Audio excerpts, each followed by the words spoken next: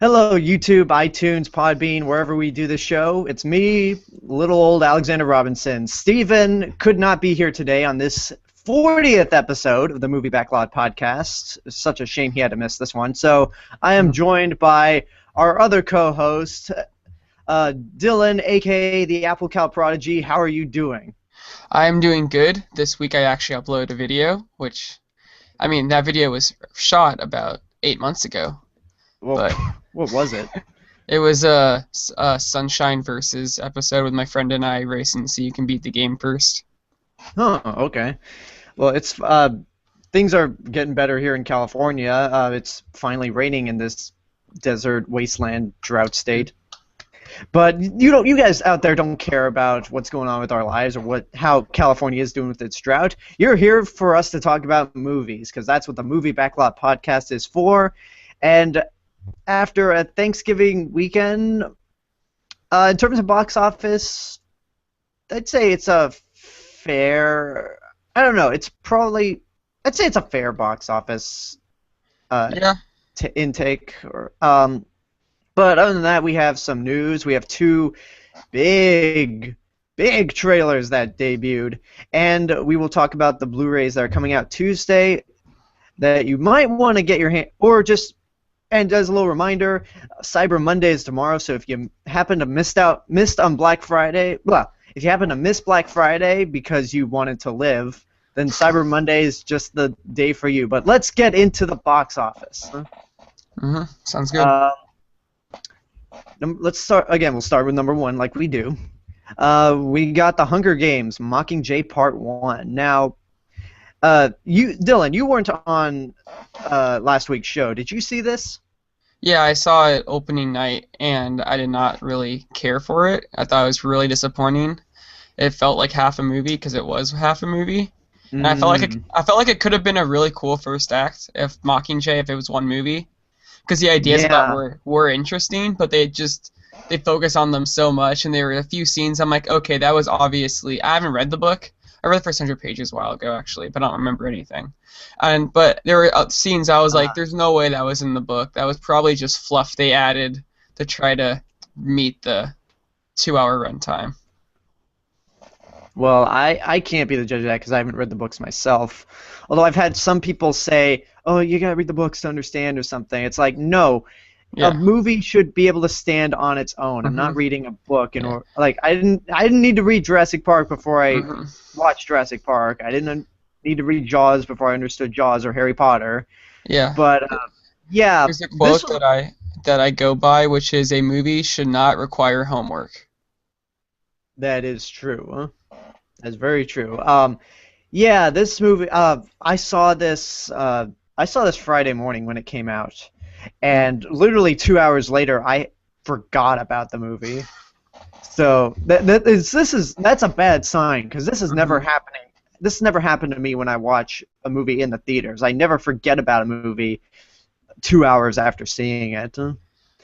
But yeah, apparently a lot of people like to see 2 hours of nothing happening because this week it brought in $56.8 million, cost $125 million, and that's for like part one because the total budget for both parts is $250.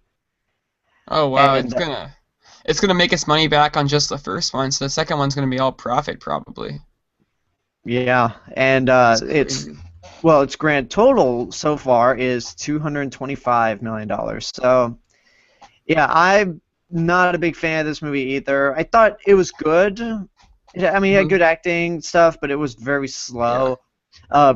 Brian Brushwood put out a really almost brilliant tweet about Mockingjay. He said, if you want to watch a movie about people standing in a concrete room talking about a better movie happening outside, Mockingjay's for you.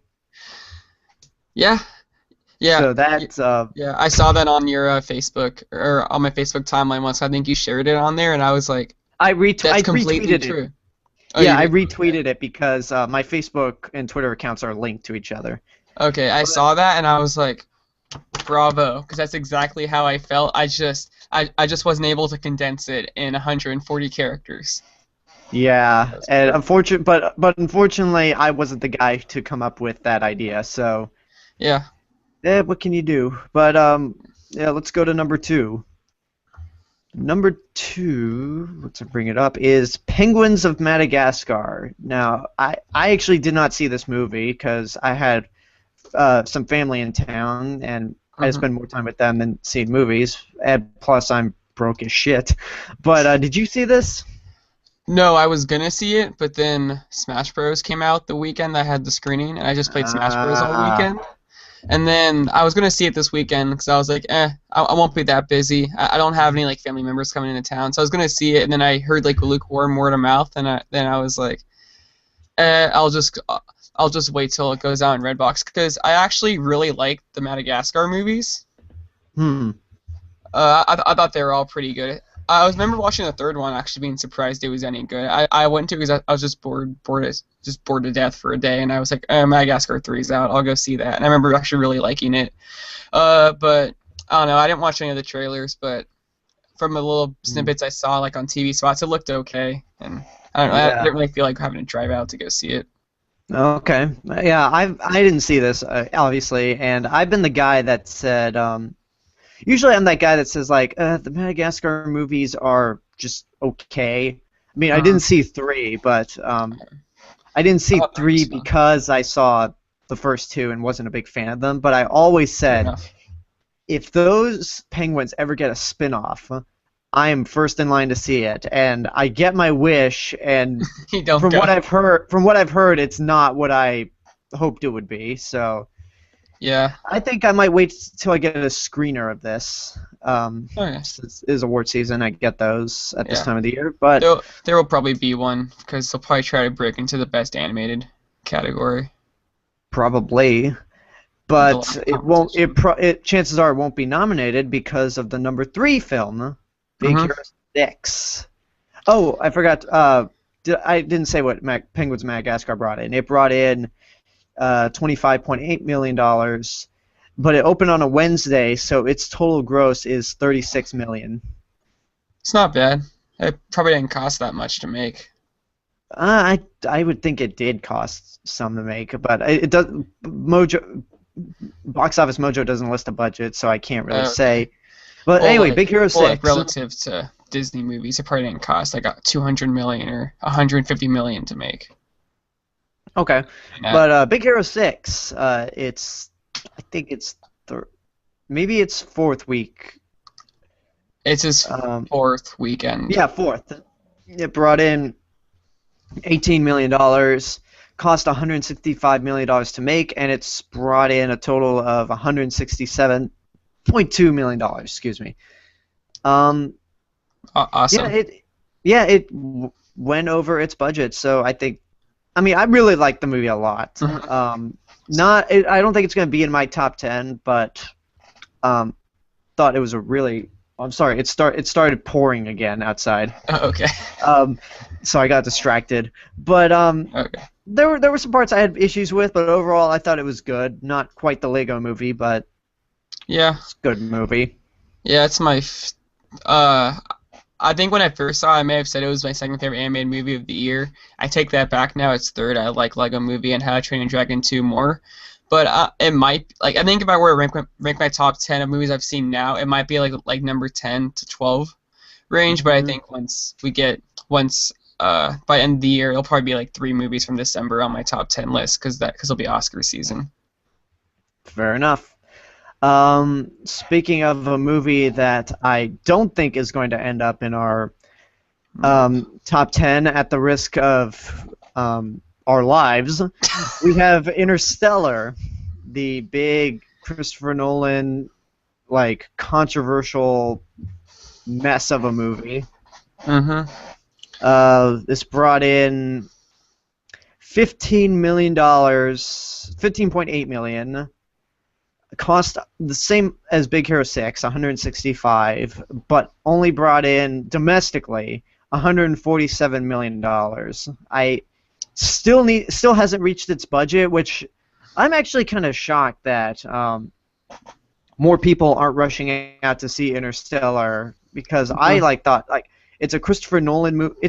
Think about this. It's a Christopher Nolan movie, but it didn't open at #1, and it has not reached #1 in the following weeks. So this is Yeah, that was surprising. Yeah, this is. I'm not. I can't say this is the end of Nolan at all because Oh, it's not. he's a good filmmaker, and I'm sure the movie's doing fine overseas. But Mm-hmm. it might stick around, and make its money back since it's $20 million shy of reaching its budget. So. Yeah, I'll probably make that during its December run because next week I'll probably get around like 10 to 8 million, and they'll just keep chipping away domestically, and then it's international. It's just rocking internationally because it's not competing against Big Hero 6 there. Right. Big Hero 6 opens like everywhere else in January, doesn't it? So I remember. I'm the wrong guy to ask that question. Okay. But yeah, that's Interstellar. I'm willing to give it another shot when it comes out on Blu-ray. But as it stands right now, I think it's my second least favorite Nolan movie because I hate to go back on this again, but the more I think about The Dark Knight Rises, like the more kind of angry I get at it. It's like I need to watch it again, but like as it stands right now, I'm just like, wow, you know what? The Dark Knight Rises is really not a good movie. Yeah, I can see that. I personally love the movie, but I don't like the second act. I just love the first and third acts a lot. Right. Well, let's move on before we get some death threats. Moving on to number 5, which will end right here as we do. We got Horrible Bosses 2 with I want to say a horrible opening, but I'm not sure how much this cost. It opened with $15.7 million. If you could look up the budget, if you could find the budget for this movie, that would really help because I'm looking. Lots of things on this website are being a dick. But Box Office Mojo does not list the budget. I'm going to check Wikipedia, but Horrible Bosses 2 opened up on a Wednesday also, like Penguins of Madagascar. So its total gross is $23 million. So Wikipedia lists its budget at $43 million. Okay, so I mean, so it's fine. I mean, I don't think it's gonna like really. It's not gonna be. It might break even at most, but it's not. I mean, if this had been like $70 million, then it's like, yeah, this movie's going down. This movie's flopping. But did you see this? No, I didn't, because I haven't seen the first one. Well, for what I've heard, I haven't heard good things. Yeah, the first one I like. I like the first one, but it's not something I remember like too much. But this just sounds like this literally sounds like a cash grab to me. It's not. I mean, I haven't seen it, so I cannot really judge it. But it's like with The Hangover. I never thought in a million years that Horrible Bosses 2 would get a sequel, nor did I think it should have. But it happened, and apparently people don't like it, and people are not showing up to see it. Yeah, it just shows how rare it is for when a comedy sequel is actually good. And how, like 22 Jump Street was a great sequel, but I don't think I can name another sequel to a comedy that's been good in the last few years. Or ever. I can't think of any. Off the top of my head. All right. Well, that is the top 5. But there was another movie that came out. There was another movie that came out in limited. Opened at number 16, but I think this is limited. The Imitation Game, the Benedict Cumberbatch, Keira Knightley film from the Weinsteins. It only brought in $482,000. So, I mean, how many theaters was it playing in? Wasn't it only playing 4? Yes, it's playing at 4, and Okay. I think one of them. I think it might be here in L.A. Yeah, I think there's two in LA and two in New York. Is what it is. Chances are that is true. I actually had there was a time where I had a screening. I had a chance to go to a screening with a Q&A by Benedict Cumberbatch, but it was like so last minute that I just didn't have time to get get together and go see it. Mhm. So I'll definitely catch it before the year ends. Yeah. It looks really good. It does. Okay, what we have coming out next week? Um, we have something that I think might be an Oscar contender. It's hard to tell. Wild, starring Reese Witherspoon. It's from the director of Dallas Buyers Club. Okay. We I have don't know anything about this. Oh, uh, a basically screen. it looks like something like 127 hours. Like someone goes out in the wilderness. I don't know. I saw the trailer for it once in front of Birdman, and it's hard to tell. Rain, would you shut the fuck up? I'm trying to record a show. I'm sorry, folks. It's just good to get rain here in this state. But The Wild's coming out, and then we have Still Alice with Julianne Moore and Kristen Stewart. Oh man, Kristen Stewart. Get hype. Yeah, no. We have Life Partners, and we have Comet with Justin Long. I think the main thing that's coming out or the main thing that's worth keeping your eye on is probably Wild. Hmm. Is this gonna Nothing. be limited or wide? I don't think it's going to be limited. Okay. But there's nothing really big coming out until later in the month when we get The Hobbit and Exodus, but And Annie. we'll get to that later. We will get to that later. But that's what's coming out next week. Let's get on to the news. What's going on in the world of movies? Well, we have something relating to Star Wars, but this is not the Star Wars story you want us to talk about. Not yet. We'll get to that big one soon. But this is concerning the spin-off that's in the works, directed by Gareth Edwards, who made Godzilla. This comes from Slash Film. Mhm. Okay, I want to pull up the link, but what you wrote down for me is that the Star Wars spin-off will be about a group of bounty hunters who are hired to steal the plans to the first Death Star. And you put down notes here that the Millennium Falcon will be involved, there will be no Han Solo, and the main character will be introduced in The Force Awakens, which, given all those clues, I think it's safe to say that this is not about Boba Fett. No, it's not. He might be one of the bounty hunters, but the main character, he would have to be like old in The Force Awakens because that takes place 30 years after the original trilogy. Right. So it's probably gonna like the character is I forgot the actor's name, but it is one of the newcomers to the cast, like Von Dyke or It might be Max von Sydow. yeah, him. People are thinking that it's going to be his character will be the protagonist of the Gareth Edwards film. And this story makes sense because when you go back and you rewatch the original trilogy, there's a few questions you have, and one of the big ones is how did the Rebel Alliance get the plans to the Death Star?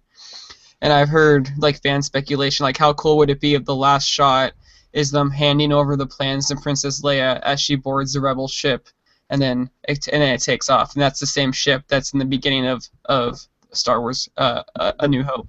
The Rebel Blockade Runner. Yeah. Okay. I don't know how to feel about this. I mean, like in terms of the Star Wars spin-off films. I mean, I loved Godzilla, but in terms of the Star Wars spin-off films, I'm not sure like how to take them. I Um, mean, I have nothing against them. It's just I don't know how to feel about them. But this could be interesting. This might be their attempt to actually make like how the Rebels got the plans for the Death Star canon, because there have been a few games that have like chronicled this event, but Which games did it? there was one game for the PSP and the DS, I think. It came out sometime. I think it came out at the same time as the second Battlefront. Once the prequel trilogy ended, and then there was another one that was like years ago. Like I think in the middle of the prequels going on, because I played a demo for it. Okay. Yeah, But I'm not familiar with those. I'm familiar with like The Force Unleashed and Knights of the Old Republic and those more famous Star Wars games. Right on. Well, I mean, since Disney has released that like pamphlet of what's canon and what's not canon anymore, this is their chance to rewrite things and make things canon. But let's move on to something else. Let's move on to something that me and Steven actually talked about, which is the director of Wonder Woman. But you weren't on the show, so you didn't really get a chance to talk about this. So, Dylan, you have the floor. Okay. As basically, it seems like I'm one of. Actually, I'm pretty sure I'm the only one on the panel of us three that's like still really excited about the DC Cinematic Universe. Is that safe to say? Yes, it is. Okay. She was my first pick when it was announced that they wanted a female director. I wanted her because she's done Game of Thrones episodes and Breaking Bad episodes, and those are two of my favorite shows I've ever seen. And I forget which Breaking Bad episode she did, but she did do one episode that I do remember thinking back and being like, oh wait, she did that one? That one was one of the better ones of the series. The whole show's fantastic. And which one did she do? I forget the exact episode. It was in the middle of season 3, I believe. Here, you should. Okay. I'll look it up in my own time. I forgot the exact episode, but I mean, I think it's still kind of a little bit of a red flag that they don't have a script yet.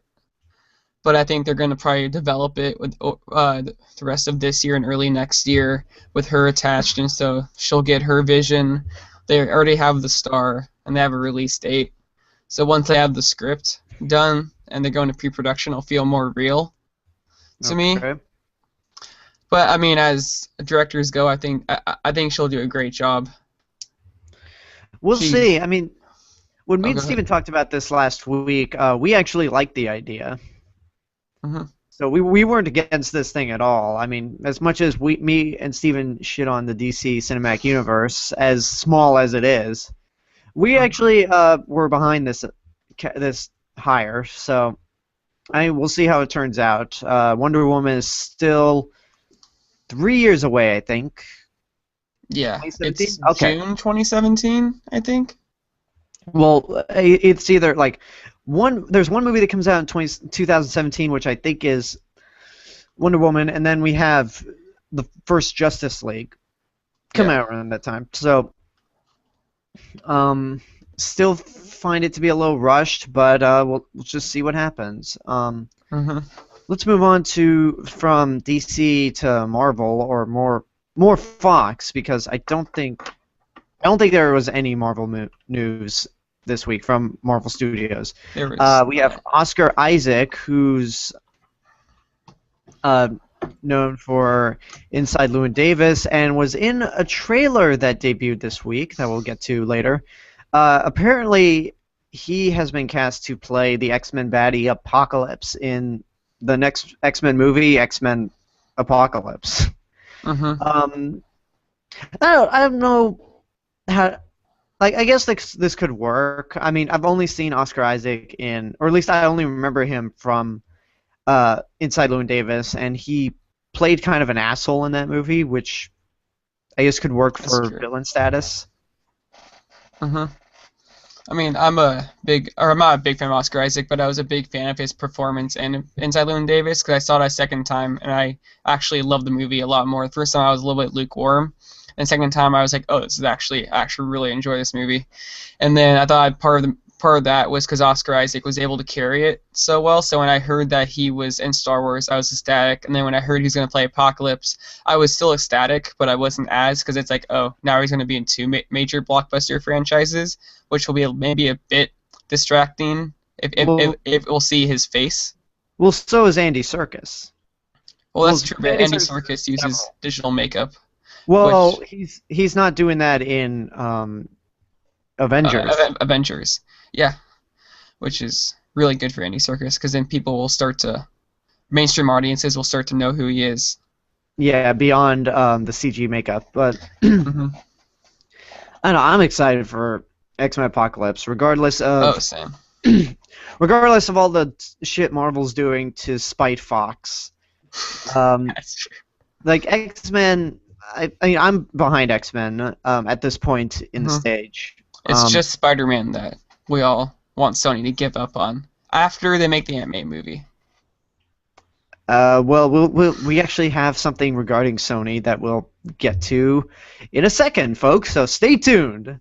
But next up we have... now, you tell me about this, because I've been hearing this all over the place, and given Okay.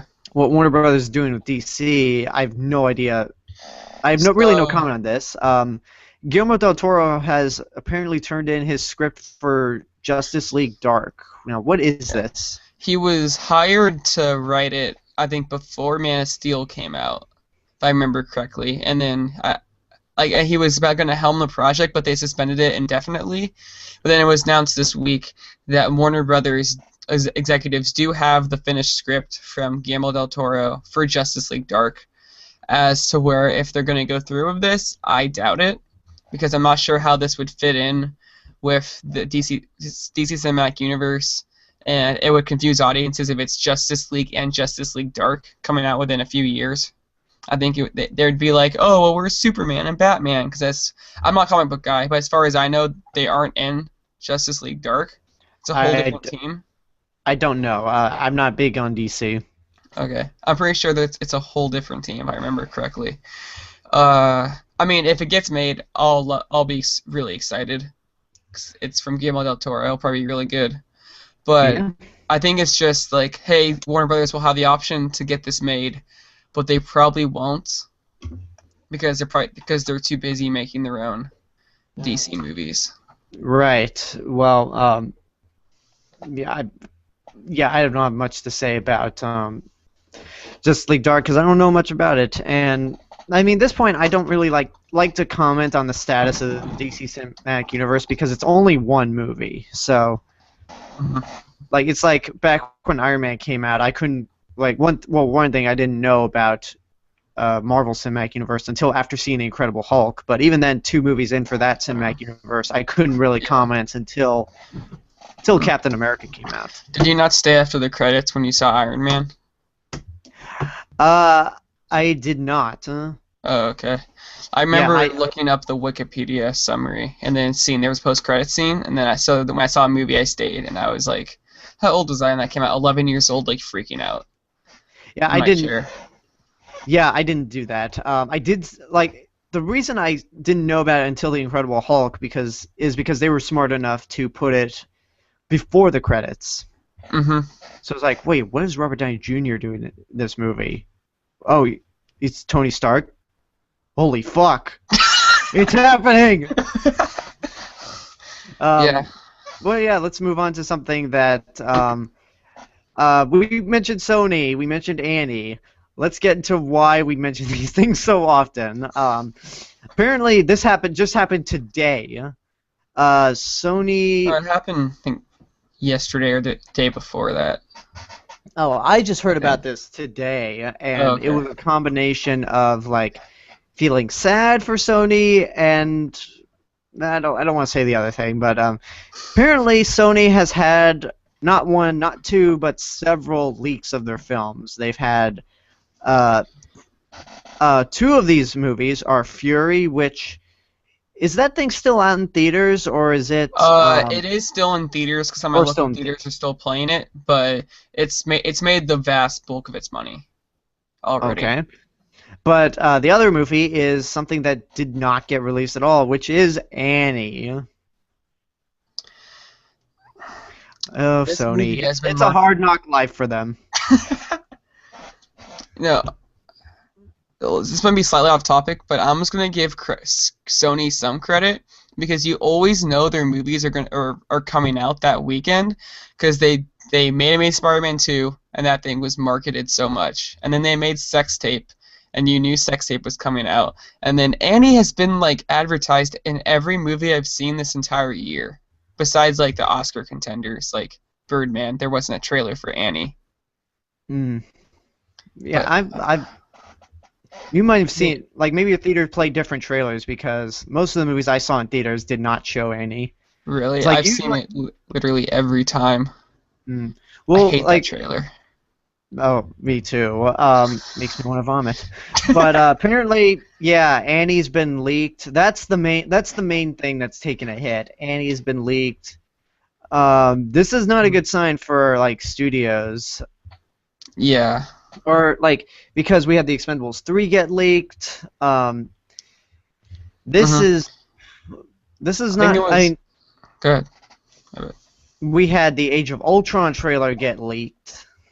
So like, studios really have to like hammer their security to the ground and prevent this from happening. Yeah, and they were all DVD quality rips apparently that were uploaded. I'm guessing that these might be screeners. Does the story even say if like they had the little notices? From what I read, I don't think it specified whether it did or not. Other stories may have specified. The one I read did not. Okay, because when the Academy sends screeners, they have notices like throughout the movie or at the beginning and then at the end, like this is for award purposes only. Do not duplicate so and so. So I'd like to read more into this, but yeah, it's really not good for Sony. I've heard some people who have just watched Annie as it leaked, and basically it's as bad as I feared from what I've heard. Oh, really? I mean, I'm probably gonna have to see this for myself, but pretty much it's like more like, yeah, I knew this was coming. I knew it was gonna be like this. According to Variety, it was DVD screeners. Ah, okay. So Sony is gonna have to hunt some people and kill them, whoever leaked this, because I know if an Academy member were to ever leak a screener, you're done. And then as of 11 a.m. Pacific time this morning, Fury has been downloaded 1.2 million times, and Annie has been downloaded 206,000 times. Okay. Well, sucks for Sony. Hope they like, especially since their studio section apparently is not doing well. So yeah, it's just Spider-Man basically at this point making no money. Even then, Spider-Man's suffering a bit. Not too much because $700 million worldwide for the last movie is not something to really it's just been going down at. But it was box office gross. Yeah, and it was one of those, it didn't make as much money as we wanted it to make. Like, shut up, it made money. Oh, yeah, I know. Okay, next up we got James Cameron talking some shit. And I don't mean that as, like, in bullshit. Basically, James Cameron made some comments on the Avatar sequels that will be shot at 48 frames per second, not 60 that he originally said. But he basically said that the Avatar sequels are gonna be bitchin'. You will shit yourself with your mouth wide open. Which, I think it's kind of pointless for people to say, oh yeah, we've heard it before. Because every time he says something like this, he ends up being right. Yeah, I know. I included this story for two reasons. One, because James Cameron is right, and I'm a big fan of him. I guess three reasons. I'm a big fan of him. He's usually right, and then also I just thought the comments were just hilarious as a soundbite. I'd be like, oh yeah, they're gonna be really good. It's really cool special effects. No, quote, they're gonna be bitchin'. Yeah. But yeah, James Cameron. Yeah, Avatar was a movie that I still love a lot. Same. But I think it's really good. People hate on the story. I'm like, is the story like Dances with Wolves? Sure, it is. But when I saw a well, movie, I've never seen Dances with Wolves, so I was engrossed in the story and the visuals, which was probably the best I've ever seen. well, it's not just that, but also like if you don't like, it's like people will say like, oh, I hate the story. I hate the movie only because the story's unoriginal. It's like, so you'll give movies like The Lion King and Uh, A Fistful of Dollars a free pass, even though they're based on already existing stories. But yet, when it comes to Avatar, you'll just shit all over it. yeah, So that's the point. Like, why I get irritated. It's like, okay, so why does it make it okay? Like Lion King's Hamlet, it uh, is. Clint Eastwood's Fist, yeah, and Clint Eastwood's Fistful of Dollars is basically a Western retelling of Akira Kurosawa's Yojimbo. So why is it those you give free passes, but with Avatar it's like, oh, it's like Dances with Wolves, we gotta take a shit on it. I think I think I always hear the argument that Avatar is overrated. I always laugh at it because nowadays it seems like I'm in the minority for thinking it's a good movie. It was not overrated. It just made way too much money. Like if you're I gonna mean, well, at also, like go ahead. like it made too much money if you're gonna scale it in terms of better quality means more better box office because it's not the best movie of all time, but No, but it's better than majority of movies. what's currently the highest grossing movie of the year. Oh, definitely. Um, but Trailer's better what was than I? that. I was gonna say something. Shit, I just Was it forgot about about the it. reception of Avatar and Yeah, yes, it's I feel like I don't feel like I'm in the minority. I don't feel like those people who like it are in the minority because I mean, granted, it's kind of hard. Okay, you know what you. Oh shit, I don't know actually, but I feel like saying Avatar is overrated is itself overrated. It's like, yeah, we know, we get it. Take your meds. Just go sit in the corner, be quiet. yeah. I apologize for that remark.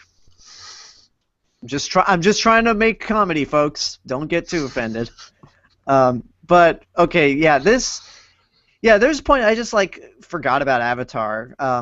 But I'm Mhm. excited for these sequels if and when they come Oh yeah. out, because It was good. I bet.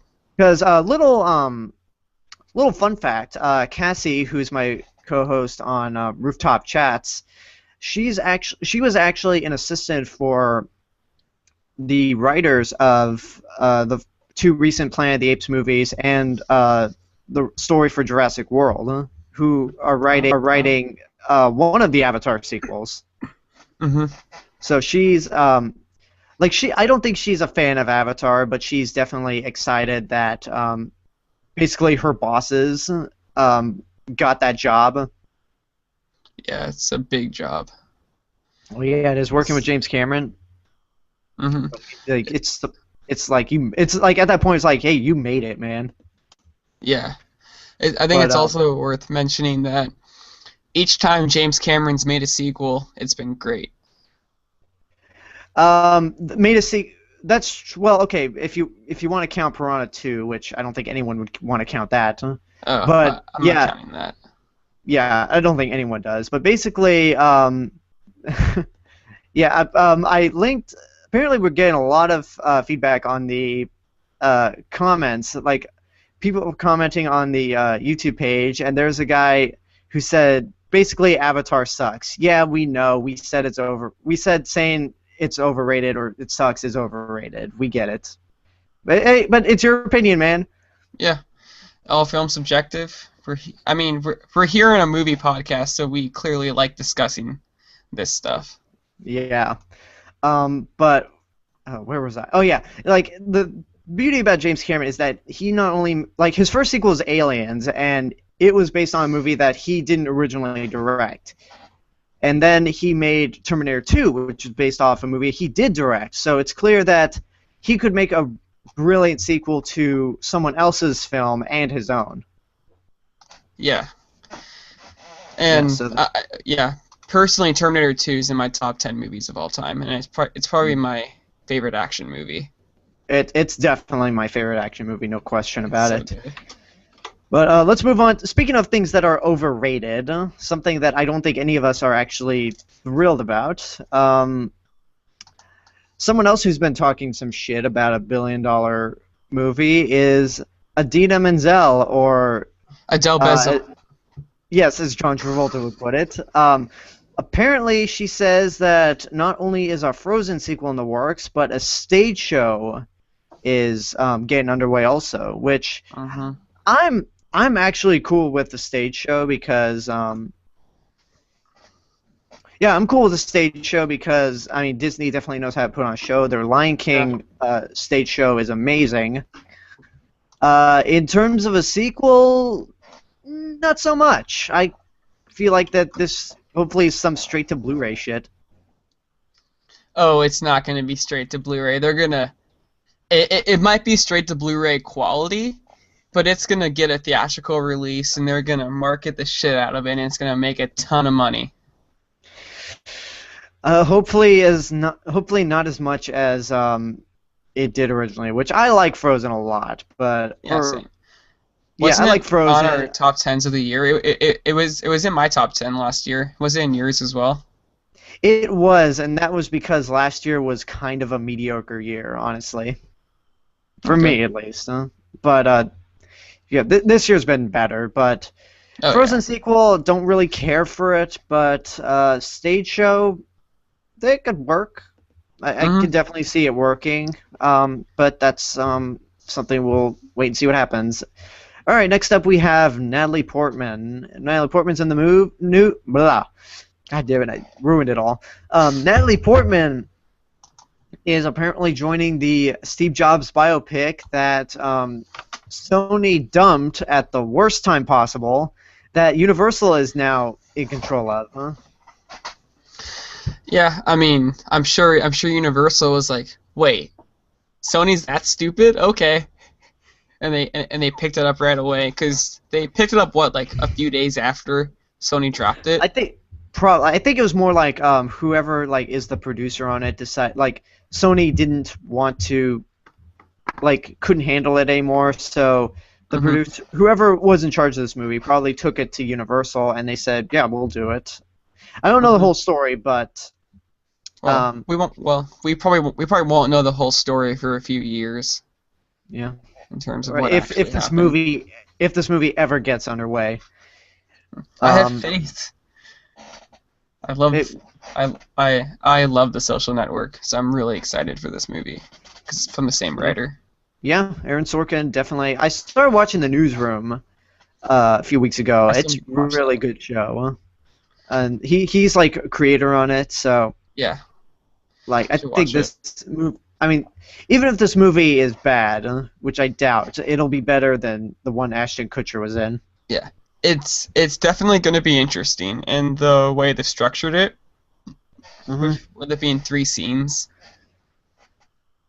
Right. We'll just breeze over this really quickly, just like something just out of the blue.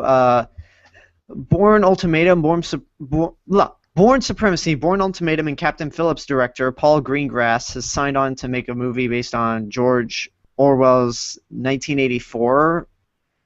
This is a book, I'm assuming, is it? Yes, it's yeah, I read it last year in my English class. It's based on a dystopian society, and it was the book that coined the phrases such as Big Brother is based Okay. off of this book and stuff. I think it's a really good book personally, but I don't think Paul Greengrass is because I don't think I would never pick Paul Greengrass to direct it. Did you see Captain Phillips? Yeah. All right. Well, I know nothing about this, so we could just move on. We have something that's just like. Wait, what? I was just gonna say that you should read the book because it's really good and it's only like 300 pages. 300 pages. Wow. Okay. Short read. Anyway, we Mhm. got not really news, but basically, Christian Bale's been telling people that he misses playing Batman. He's jealous of Ben Affleck. Mhm. But it's not much. The main reason I put this was because I think it's somewhat proof that Warner Brothers did not go to Christian Bale and ask him to come back and be Batman, and then they're like, oh, you don't want to do it? Okay, then now let's go get Ben Affleck. No, they wanted Ben Affleck, and they wanted to move on from the Dark Knight trilogy. Right, which I find interesting. And hopefully move on from that Batman smokes 6 packs a day voice. Oh well, Affleck's already confirmed that he's not going to use the Bale voice. Thank God. Please use like the Keaton or Conroy voice, or something that's audible, that still sounds menacing, but not like you smoked 25 cigarettes a day. Yeah, like the whole idea of him doing the voice makes sense because it like he's the most famous person in Gotham City, so people would recognize his voice, but it's the fact that his voice was so hard to understand that at parts when you watch The Dark Knight, you don't know what's going on unless you have subtitles on when he's speaking. I won't say he's that bad, but there's I forget which one. There's a line when he's talking to the Joker that I still have trouble realizing what he's saying. Where is he? Oh, I can't do it. Where I knew someone. Where are the other drugs? Where's Rachel? I knew a friend in college who could do the Bale Batman voice flawlessly. Wish he was still around, or I wish he was here to just do it. But anyway, we can. That does it for the news. We have. Okay, it turns out we had a third trailer that I didn't see, which is for this Peter Pan movie with Hugh Jackman in it. Did you see this? No, I did not see it because I don't like watching trailers. But I heard it looked good, and I saw the posters that they released of like Hugh Jackman, and I thought that Hugh Jackman actually looks fantastic as Blackbeard. Like you would not recognize him. Wait, you mean Captain Hook? No. He's playing Blackbeard, and someone else is playing Captain Hook. It's an origin story where like Hook and Peter Pan are friends for the first movie, and they fight Blackbeard. Okay, I don't have good hopes. I don't have high hopes for this, but I didn't see the trailer, so I can't judge. But we did. But the 2 other trailers that we saw. I think we'll start out with the one that came out first, which is for Jurassic World. Dun dun dun dun dun dun dun dun dun dun. I want to get your opinion on this. I'm going to record my own thoughts on it later on, but this would be a good chance for me to like collect my thoughts on this trailer and the next one. So, what did you think? Wait, did you see the trailer? I didn't watch it, but I've seen a few of the stills from it. Like I saw the big money shot. I seen with the trailer of the water park and the shark being used as bait. Oh, basically like the SeaWorld show where it's like the SeaWorld show. That I saw it on my Twitter feed, and when I figured out the trailer was out, I was like, oh my god! I freaked out, and then I also saw Chris Pratt on a motorcycle surrounded by raptors. That was badass. Yep. Which apparently in the trailer they are not chasing him.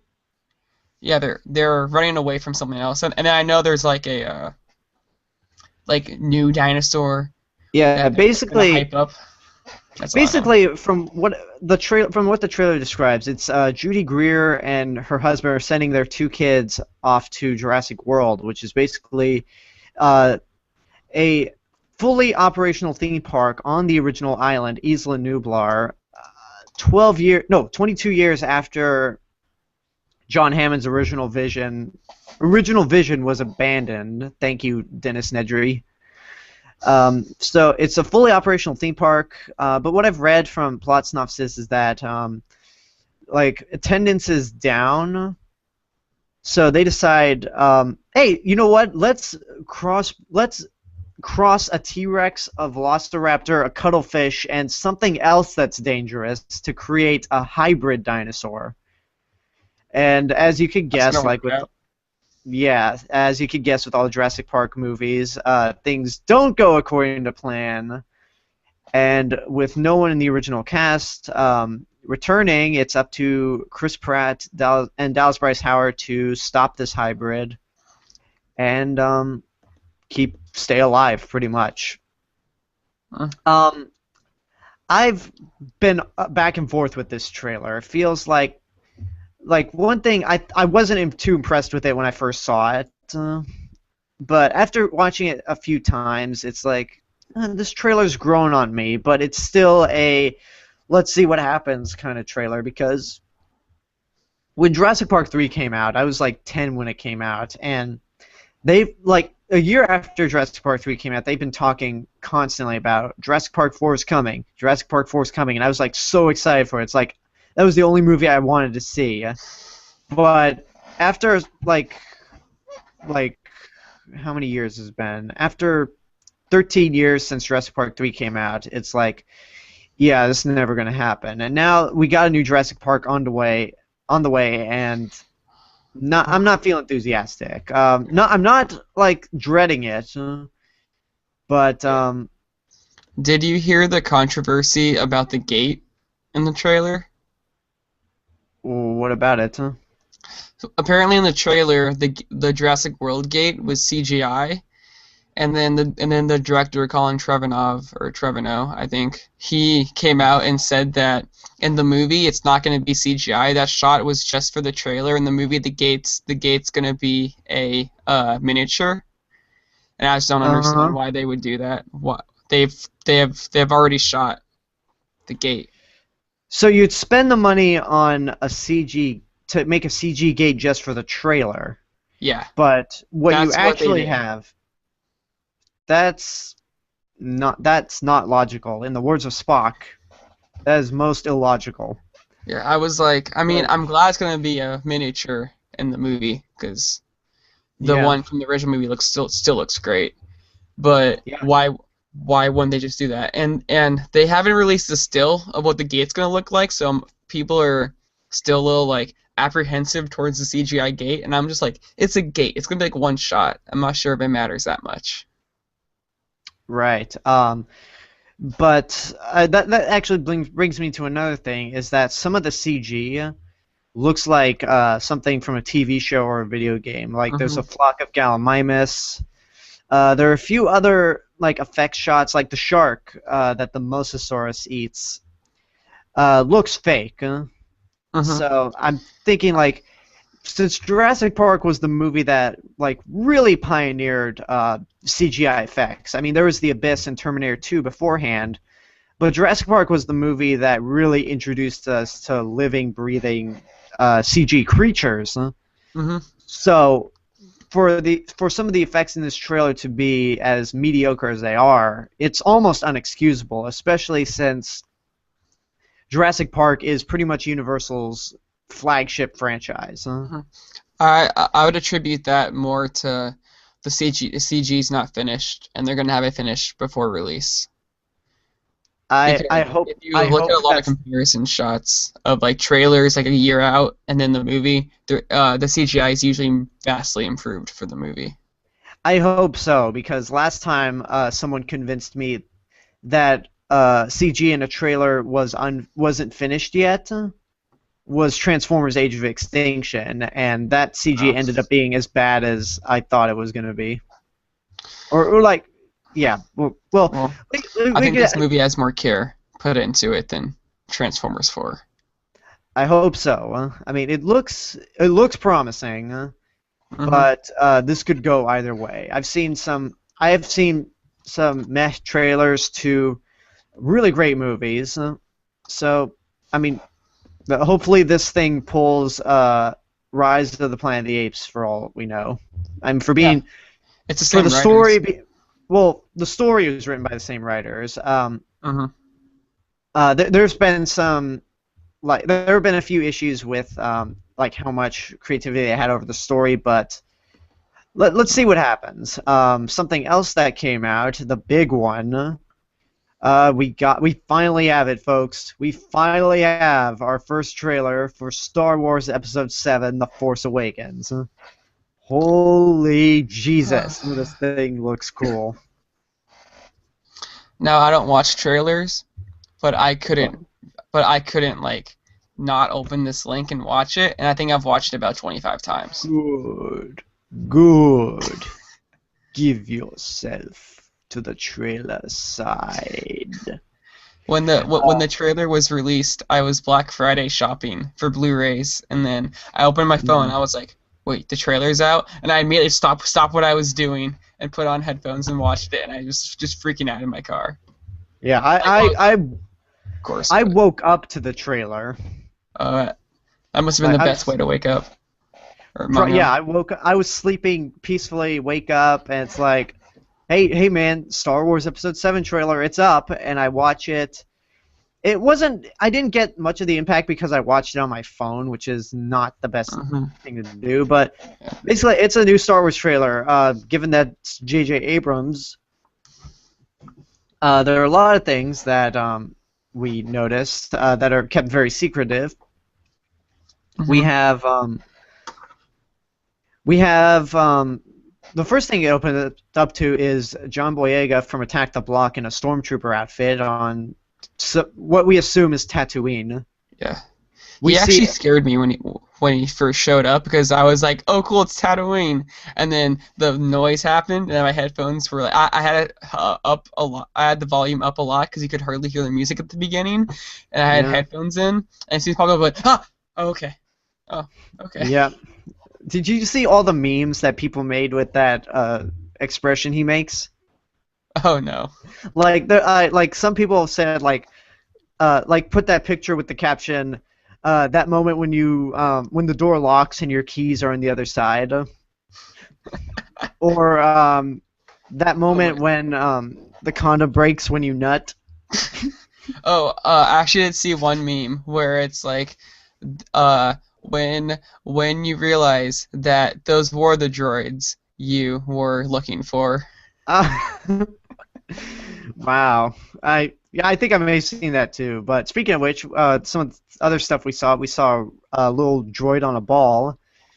We saw some stormtroopers, which this is one of the things I'm happy about, is that if you remember in the prequels, all the clone troopers were CG for whatever reason. Like there was no need for them to be CG. So I'm glad that we have CG because George Lucas just wanted to sit in his chair and be like, "There will be stormtroopers there because I said so," and they looked awful. Not awful. They didn't look bad. No, none of the effects in the prequels looked awful, but it's just like you could have easily built costumes. Why bother? Like you could have had stormtroopers, or in the prequels you could have clone troopers like in the background that were CG, which is fine. But when you have like Commander Cody or some of the other clones CG, it's like, or like that are like the main clones. It's like, what's the point? Huh?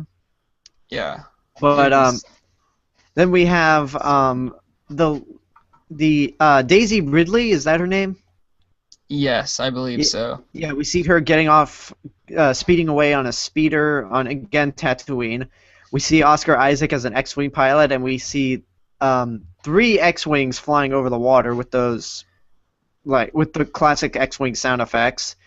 We have a Sith Lord with a lightsaber with 2 lightsaber guards, which, before anyone says anything about how stupid that looks, those lightsaber guards will keep this from happening. I was just about to say that. I was talking to one of my friends, and he's like, "The new lightsaber looks kind of weird." And I'm like, "Well, we've had 2 straight protagonists and 2 straight trilogies get his arm chopped off." And he's like, "Oh, that's right." Well, Anakin was dumb because Anakin had his arm chopped off. Luke just had his hand cut off. So yeah. Like Luke, maybe I don't know. I don't want to speculate too much because it's a minute and a half long trailer that barely tells us anything. But basically, I think the point where every Star Wars fan splooged was at the 1 minute mark when you see the Millennium Falcon flying and the John Williams Star Wars theme playing, and it's like, oh my God, it's my here. Background. Yep. It's the Millennium Falcon with the TIE fighter shooting at it. Yep. So, I mean, I'll I'll make videos on this more, but yeah, the Star Wars Episode 7 trailer looks. I think it's awesome. I'm psyched that there's some new Star Wars movies coming out, and I'm psyched that there are new Star Wars movies coming out that I can watch with an adult perspective. Because Revenge of the Sith came out when I was 14. I'll be 24 when Force Awakens come out, so I'll clearly have a different opinion on, or I'll be seeing these movies with an adult perspective. So yeah, I'm just excited that there's a new Star Wars movie. And when I first saw the trailer, it was like the first half it looked good, but it didn't like feel like Star Wars. As soon as the X-wings showed up, I'm like, oh my god, it's Star Wars. And then you hear the narrator go, and the light, and this John Williams score, and I'm a sucker for flying sequences in movies. I love the One Big Hero 6. I love the How to Train Your Dragon series. I love flying sequences. So seeing the cool shot of the Millennium Falcon, and I was like, oh my god, like freaking out. It was so good. Mm-hmm. Yeah. 10 out of 10 trailer.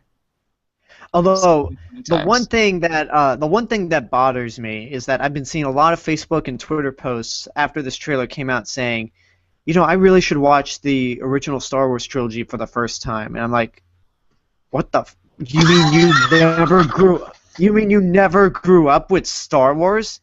Oh, that's sad, man. Oh yeah, I'm watching Jedi with someone tomorrow for their first time because she had never seen the first original ones, and I was like, well, we're gonna watch them, and we watched Star Wars and Empire, I think, a few weeks back, and then we're gonna watch Jedi tomorrow, and then hopefully she'll be excited for Episode 7 as well.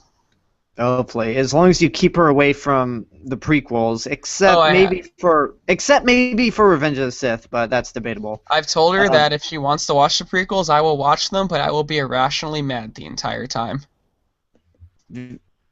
No, just no. At that point, you just like say at the point the opening crawls for Revenge of the Sith, no, for Phantom Menace, and you say, "Hey, I gotta go to the bathroom," and you just hang in there for as long as that movie goes on, and you say, "Oh, sorry, I was sick. I had to stay in there for the whole movie. Sorry, I missed it with you."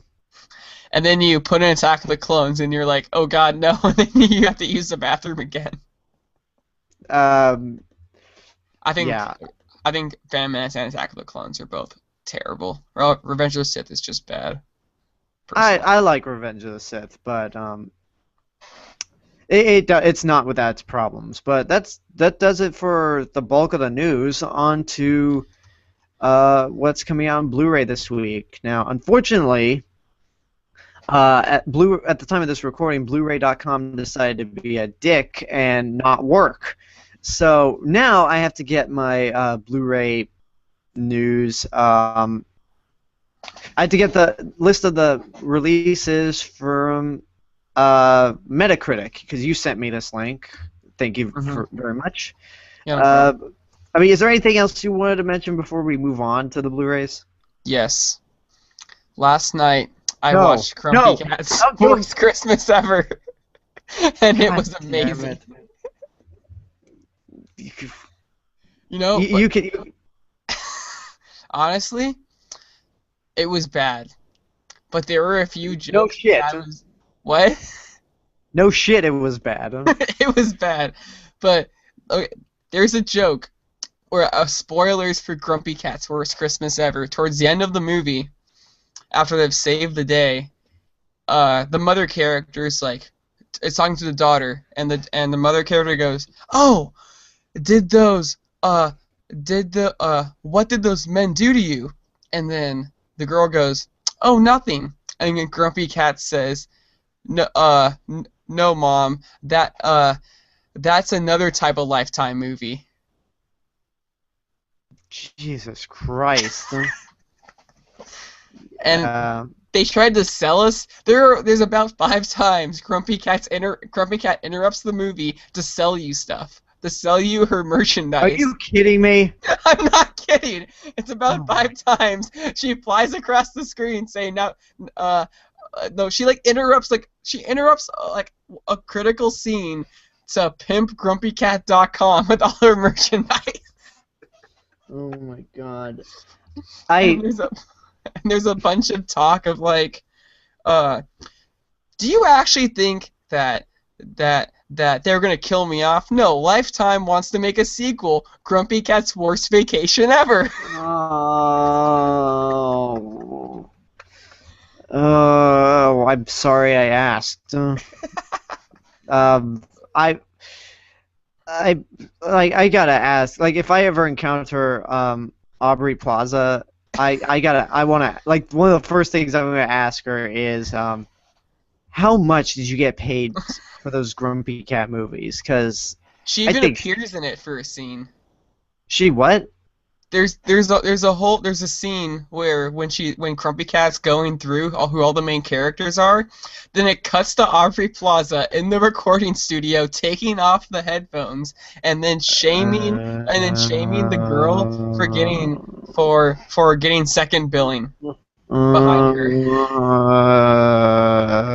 Okay, we're moving on. Enough of this bullshit. Okay, 2 Blu-rays. thumbs up. I give it a fuck you, and I haven't even seen this. Okay, moving on. We to Blu-ray, something that is not bad at all. Probably one of my favorite movies of the year, in my top 10, unless this last month is incredible. We have Dawn of the Planet of the Apes, which, along with X-Men Days of Future Past, is a contender for shittiest Blu-ray cover of the year. I think the Best Buy exclusive version of the cover is cool, where it's just Caesar's face in like black and white. The Blu-ray 3D version cover looks better. Yeah. I mean, with both the X-Men and Planet of the Apes, I just look at those Blu-ray covers and I'm like, guys, what were you thinking with these covers? They look... They wanted to cram every single person in the movie on the cover of it. That's just... I mean, both. It just looks really bad, but... The worst part for the X-Men cover is one of X-Men's posters was like amazing, and they decided to not go with it as the cover of the Blu-ray. Which poster was it? It was the one that kind of looks like the Star Wars design of posters. Is it the one where, like, Hugh Jackman... The yellow... Yeah, like Hugh Jackman's huge, and then it has everyone in the cast, and it has like a yellow background. Is it the main poster? I think it was used as the main poster later on. That one's not very good either.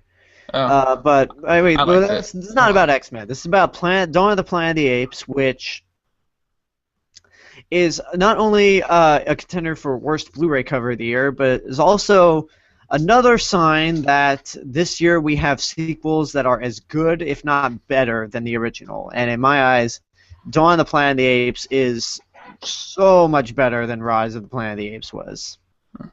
I thought they were comparable, although I love them both to pieces. So. Yeah, I think Dawn of the Planet of the Apes is better because, I think it's more emotional and it's better written. The first 10 minutes of this movie is pretty much like WALL-E, how there's no dialogue.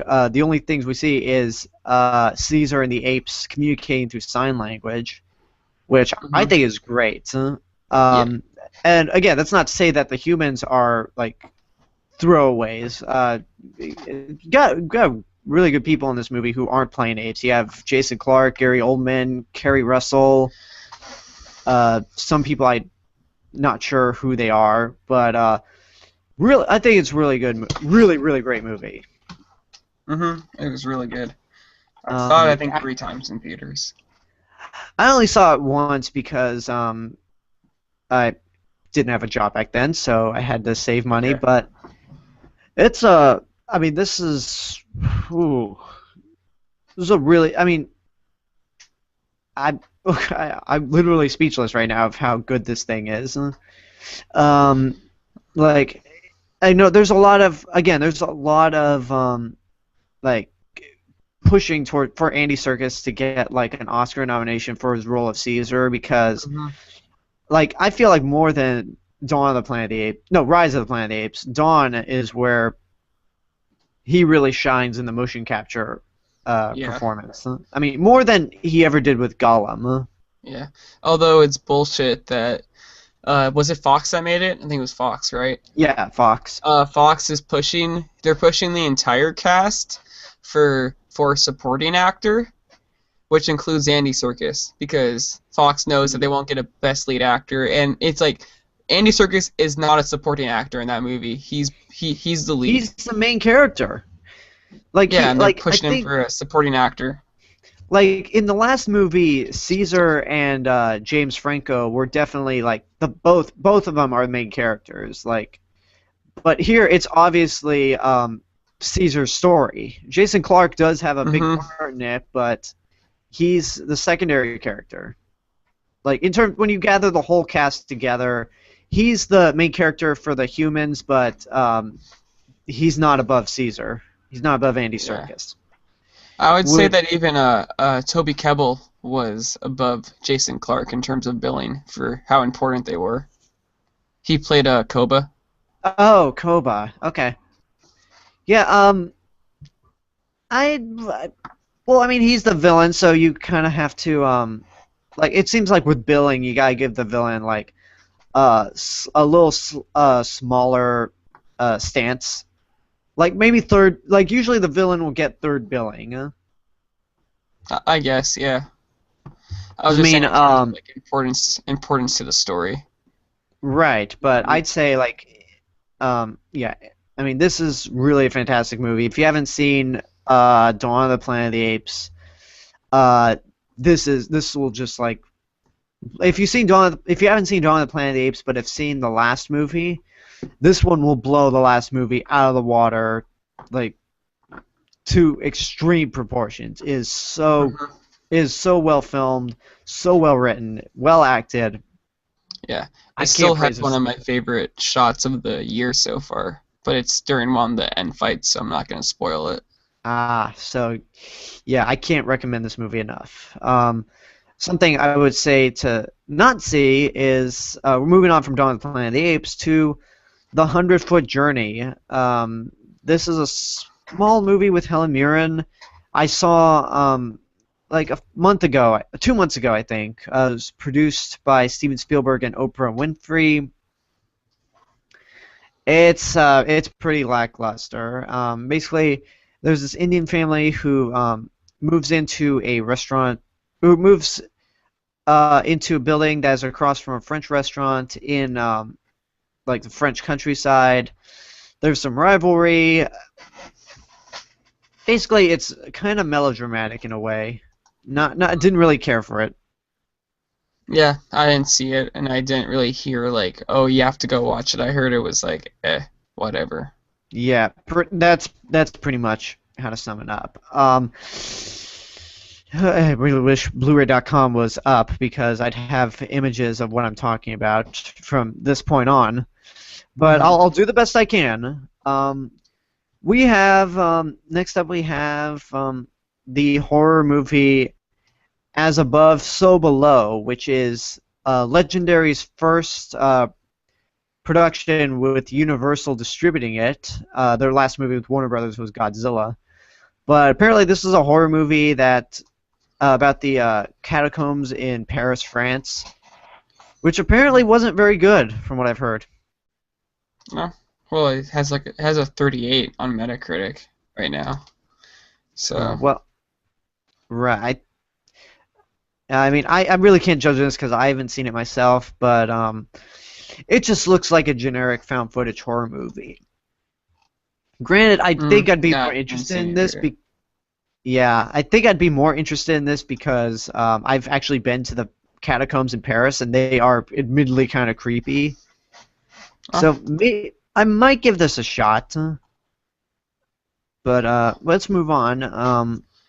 I have something to mention that's not on this list, but I found it on another list, and I do remember this is a thing. Oh, no. We have a Jingle All the Way 2. God damn it. Starring Larry the Cable Guy. We are moving on from this. We are moving on. You do not need to hear anymore. We are moving on to something that is definitely better. This isn't a new release, but it is something that I would definitely say to get if you're a film lover. The 75th anniversary edition of Mr. Smith Goes to Washington. This is the classic Frank Capra, Jimmy Stewart, Jean Arthur political drama about Jimmy Stewart, who plays Mr. Smith, who becomes, I think it was a senator, who serves in Washington, and basically tries to fight one of his colleagues who has become corrupt in order to say. I'm sorry, I actually haven't seen the movie in a while, so pulling up the Wikipedia entry. I haven't seen it, but I've heard it's like amazing. It is. It's one of the essential movies. Again, it's Frank Capra. It's like, if you were to name, in my eyes, if you were to name the top 3 Frank Capra movies, it's Mr. Smith Goes to Washington, It Happened One Night, which got a Criterion release a few weeks ago, and It's a Wonderful Life, again with Jimmy Stewart. Excuse me. Okay. But given that this is a 75th anniversary release, again, it's hard to really say. See if Blu-ray.com reviewed this, but it's like one of the essential films you have to see ever if you're ever into film. It's emotionally powerful. It's got phenomenal performances. I think I would be picking this thing up because I love it that much. It's really is one of the greats of all time. And this is, I guess, this is also an important movie to watch during, like, times when our country's very political, because I saw the second time I saw this was in a film class where I actually paid attention to it. And the reason my professor chose this movie, like, it wasn't on our syllabus, but the reason my professor chose this was because it was during the 2008 elections, and he figured, like, we're in the middle of election, this is an important film that the students have to see. So that's I think it's a very important. I think it's a good film to watch when our country is so politically charged, because it really demonstrates an idea of, like, even back then, like, politics can be corrupt. So, but let's move on from Mr. Smith Goes to Washington.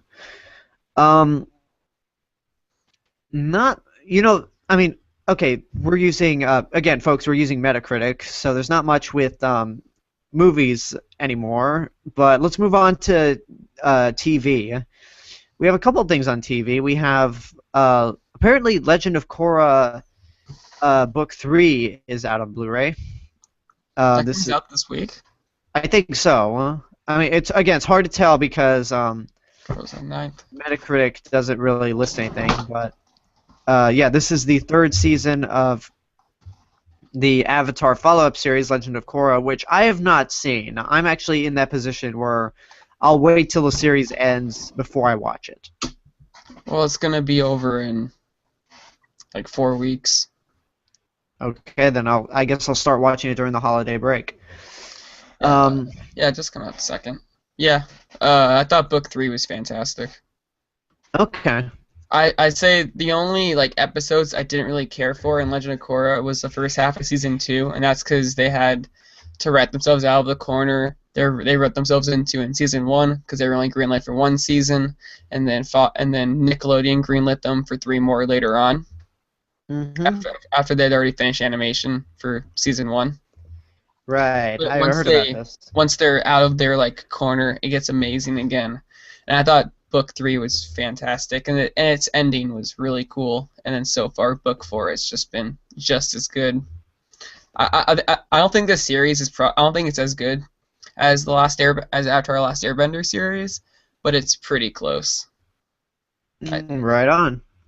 Well, let's mention a few other things before we get on out of here. We have The Simpsons season 17.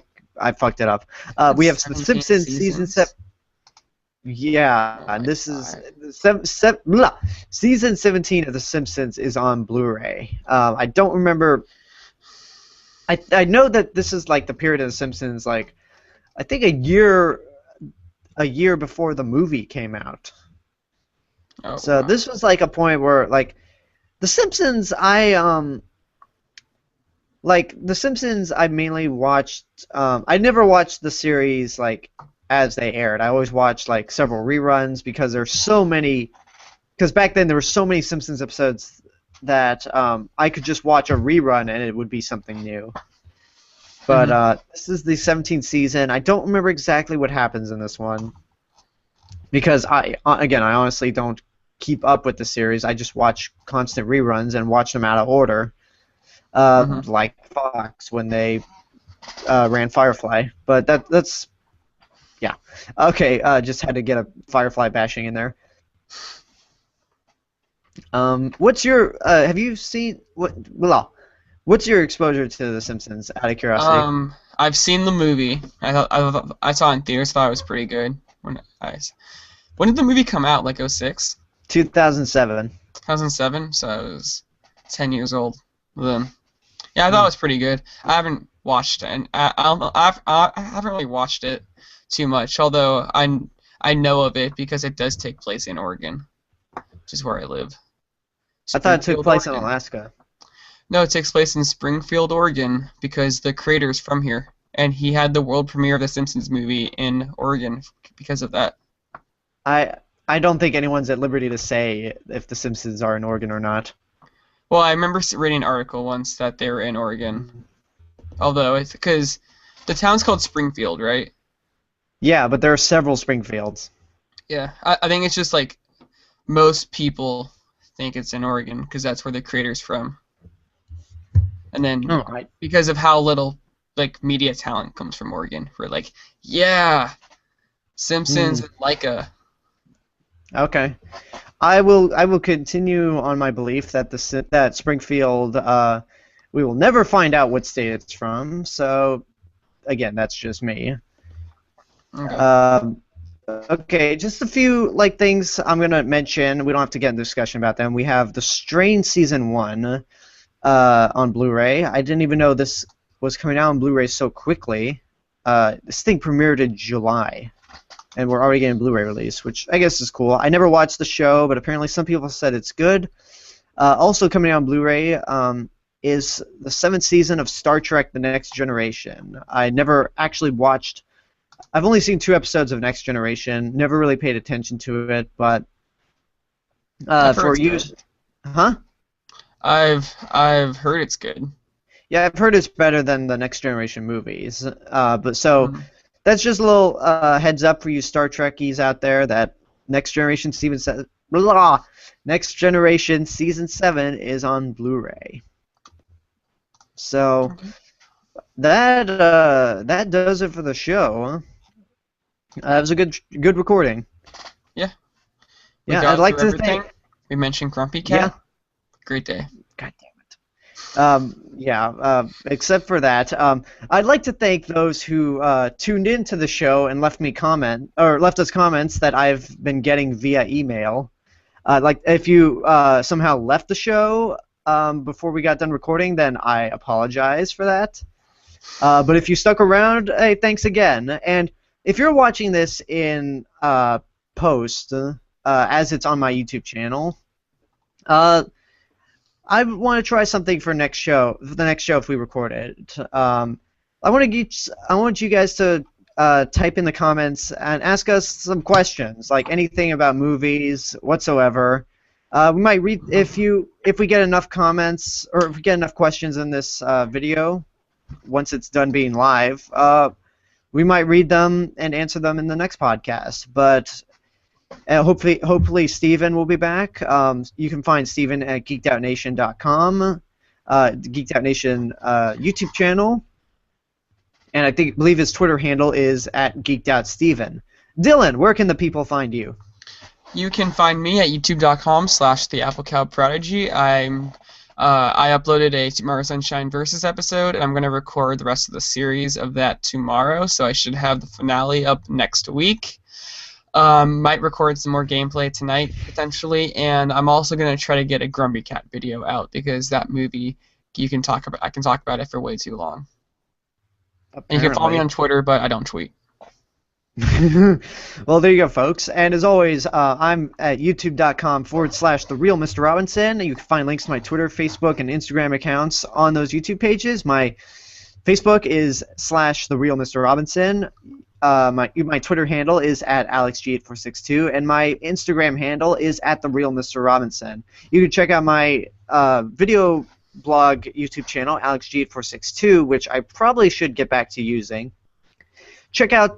Stay tuned to my channel tomorrow for my solo reviews of the Jurassic World and Star Wars Episode 7 trailers. Tune in Tuesday for Part 3 of my Undead Nightmare playthrough. And tune in Friday for my review of The Theory of Everything, which I got to see over the weekend, and I will wait. You guys will wait for my review till you hear my opinion. But basically, we're going to get on out of here. Thanks, everyone, for watching. And we'll see you guys next week. Take care. See you.